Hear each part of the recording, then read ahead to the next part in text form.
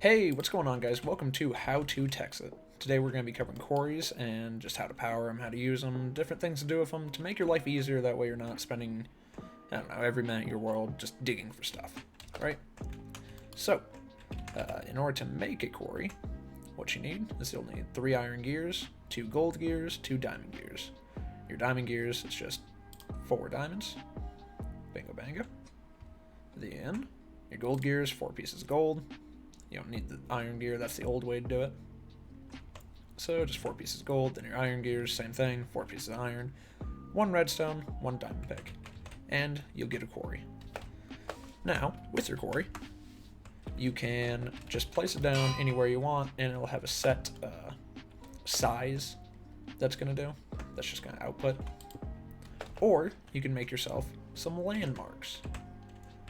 With a landmark, or in order to make a landmark, you're going to need a redstone torch, 1 piece of lapis, and you're good. You want to make 3 of these, and then you want to kind of choose where you want to put your quarry. I'm on a super flat, so I just kind of made a little thing, but you want to choose where to put your quarry. And then you're going to place down your 3 landmarks, and you'll just right-click it. Now, if you right-click one that isn't on the corner, it's just going to do this one little red line, but if you right-click that, it's going to show you the dimensions of your quarry. You can also go, you can set the height of it and whatnot, but, I mean, it's easier just not to do that, because you don't want your quarry to be super high, because anything that's inside of this red line, like from this layer up, is kind of just a nuisance. The quarry doesn't know what to do with, so it just eliminates the blocks. So, after you've placed your landmarks, you're going to take your quarry, plop it down, and your landmarks you can just come and pick back up too, so because they'll drop on the ground. But now you have your framework. This is where your quarry is going to dig. Now there's several ways to power a quarry. You cannot power a quarry with redstone engines, so which would be really nice because they don't cost anything. You just turn them on, but the game knows that, or the developer knows that, and isn't gonna let us do that. The 2 different kinds of ways to power a quarry is with a Stirling engine or a combustion engine. With a Stirling engine, you're going to throw coal into. With a combustion engine, you're going to throw something like oil or fuel into. So oil is the easiest way because you'll just find it throughout the world. You'll find spouts of it.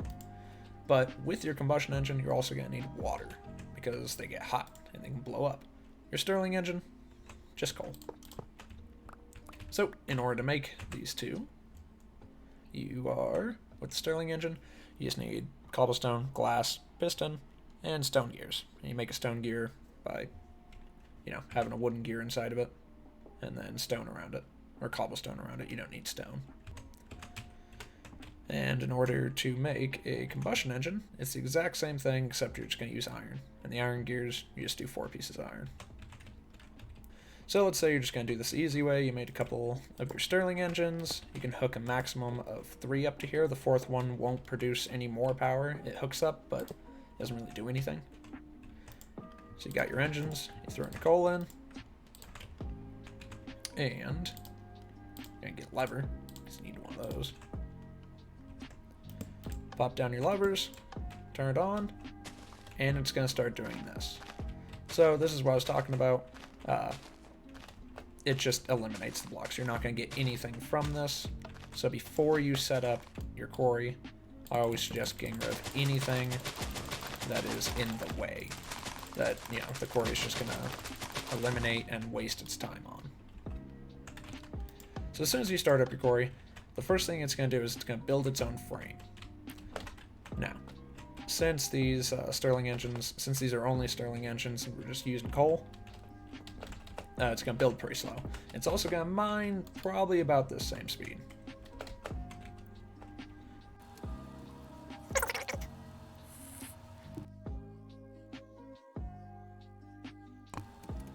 So once your quarry is finally finished building itself, now it's going to bring this arm down with a couple of attachments. You can walk on these. It's going to move, obviously. And it's going to start digging. And this is about as fast as the quarry's going to go. I mean, these will speed up a little bit because, they're still blue. They'll turn yellow. And don't worry, they won't explode or nothing. And as you realize, the resources coming out of the top of the quarry and just kind of spitting. So the next thing you want to do is you want to build your golden transport pipes, which we've talked about before. Just 2 pieces of gold, 1 piece of glass, easy peasy. And you want to hook up your transport pipes. And you can just hook it up to a chest. You can have it hook on any side of the chest, so you can put a chest over here, chest right there, and it'll go into all those chests. It doesn't quite have an exact order. It will fill the closest chest first. Nope. But you just do that, you can still open up your chest, and let's turn this back on. So now, the resources that break does not just fly all over the ground. It's going to shoot up and go into the chest. Now you don't have to use golden pipes. I use golden pipes because they're the fastest, because you can use things like stone pipes, iron pipes, and stuff like that. Iron pipes actually have a specific use though, which we'll be covering in a little bit.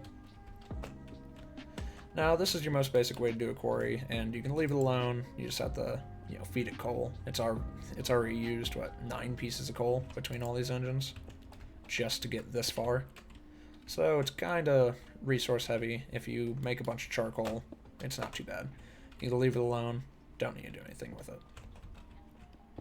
Now, let's say you want something a little better. So let's get rid of the Stirling engines and put in the combustion engines. Once again, combustion engine, same thing as Stirling engine, just using iron. So we're going to plop those down. And these need actual fuel that is not coal. So if you have some oil, you just bucket it in there. You can tell it's done whenever it finishes the whole sloshing noise. And then you're also going to need to add water, or else, because these will explode. These will definitely just go kapooey. So now you've filled it. It's safe. It's good. You can leave your original transport pipes here. Now we can start up these bad boys. As you can tell, they're already pumping faster, it's digging faster, and they're going to do nothing but get faster, because these will also heat up the longer that they're going, and they'll start going through this water. So these are kind of dangerous, and you have to be very careful of watching them, but you can make them self-independent, or self-dependent, I guess. That's what you'd say. There's also different fuels and stuff you can use, because you do not have to use oil. Oil is probably the least efficient, because if you use oil in the combustion engine, it is going to, fuel is going to do 3 megajoules for 500 seconds per bucket. So 3 megajoules is alright, but you can also distill your fuel in a distillery, which we'll cover in another video. That's going to be a huge video because it is quite the complicated process.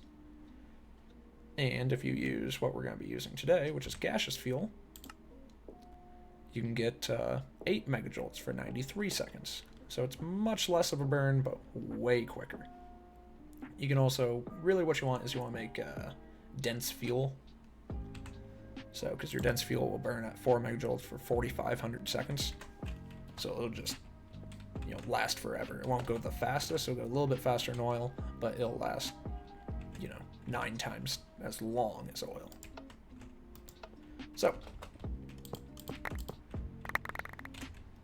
you can just pick all these up and get rid of them. Oh yeah, if you break a engine with liquids in it, it'll drop these, and you can just right-click these back into a tank or something.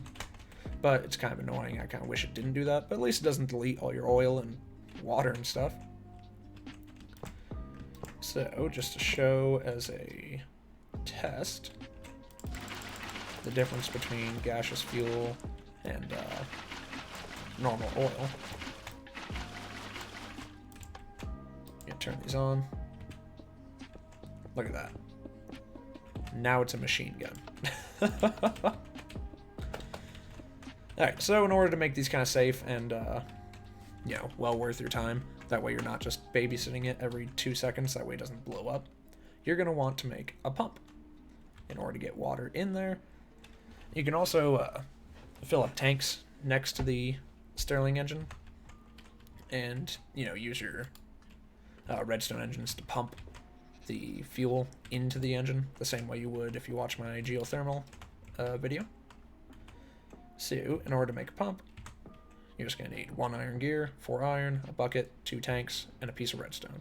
Tanks, 8 pieces of glass, easy peasy, any kind of glass.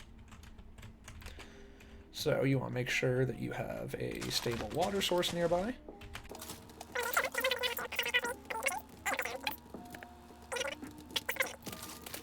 So you always know that you placed your pump right if you see this big old tube come down.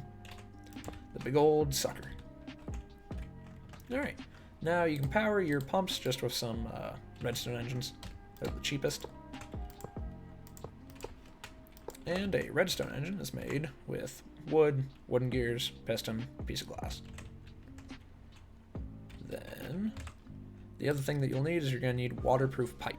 So once again, I use golden fluid pipes because they're the fastest. And to make a golden fluid pipe, you're going to take your regular transport pipe, which is the 2 gold, 1 piece of glass, and you're going to put a pipe sealant next to it.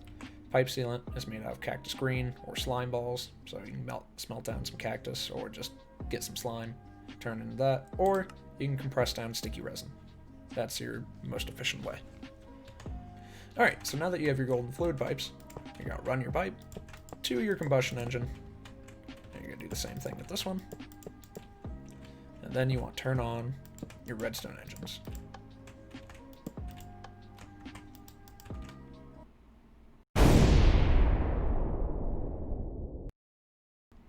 Alright, we just crashed the game.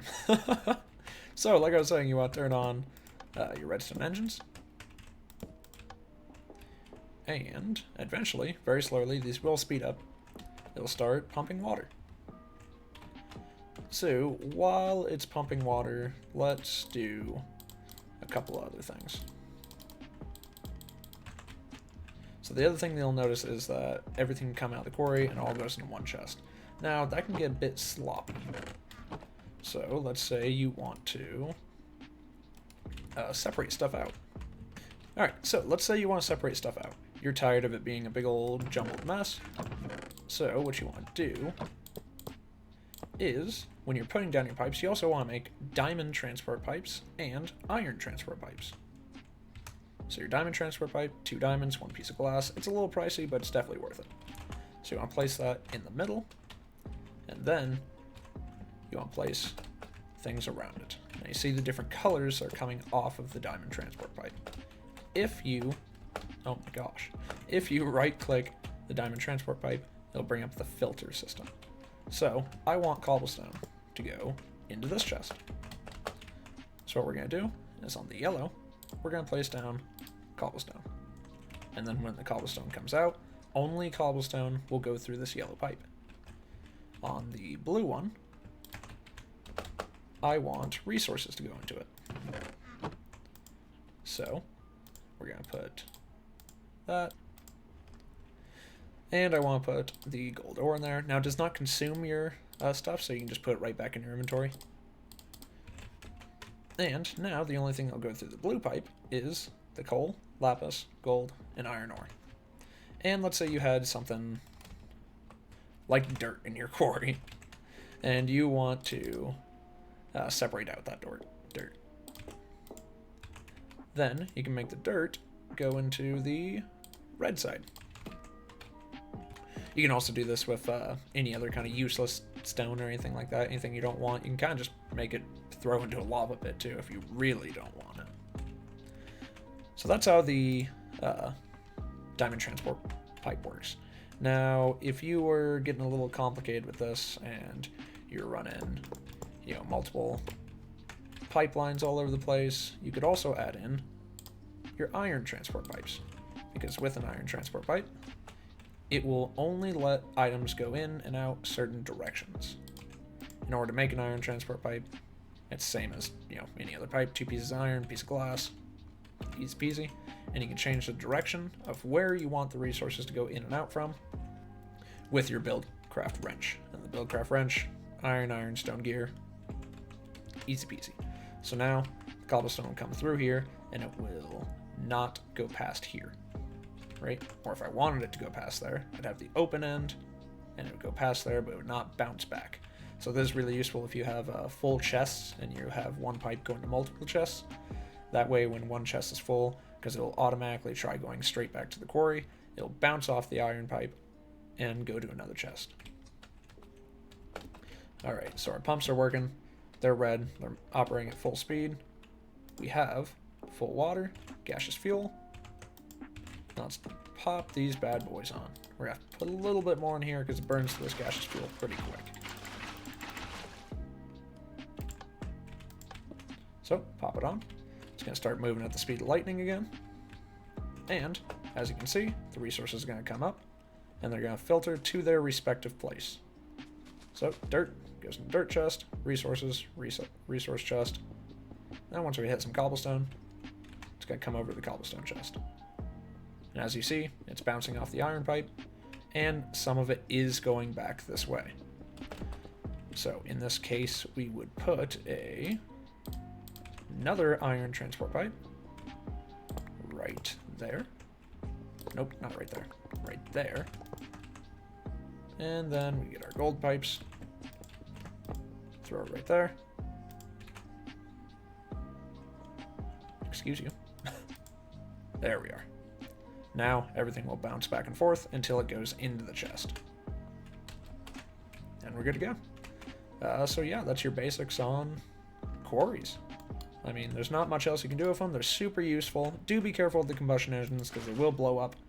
And like I said, you can always use oil, which is much slower. You can make dense fuel. I will cover distilling fuel in another video, but that is going to probably be a really long video because it's a very complicated process. Yeah, if you want to play it safe, just use your Stirling engines. And this thing will just keep going until it hits bedrock. Then it'll stop. It'll also do obsidian and whatnot. Now, if you do obsidian, it does take longer to mine. So anything that has a higher durability or takes longer to break, it will also take longer to break. I do believe it breaks at the speed of a like diamond pickaxe, right? And obviously, the faster fuel you use, the faster it's gonna break. All right, that's it. Oh, and we don't have obsidian going anywhere, so we'd have to add on another pipe for more things to go different directions. That's it. Thanks for watching. Have a great day, guys. Don't forget to subscribe, and yeah, check out my other videos. Also, catch me on Twitch at ArcticArthur. Bye-bye.